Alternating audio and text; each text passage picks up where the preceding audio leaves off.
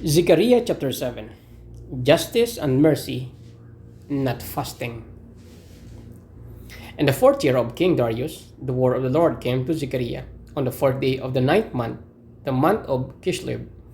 The people of Bethel had sent Sharezer and Regem-melech together with their men to entreat the Lord by asking the priests of the house of the Lord Almighty and the prophets, should I mourn and fast in the fifth month, as I have done for so many years?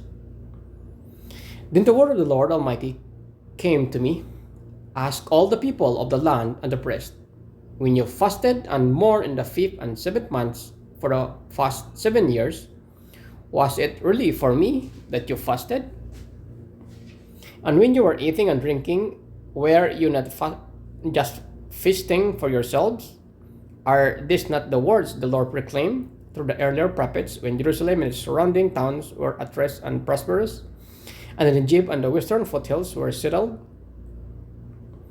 And the word of the Lord came again to Zechariah. This is what the Lord Almighty says. Administer all justice, show mercy and compassion to one another. Do not oppress the widow or the fatherless, the foreigner or the poor.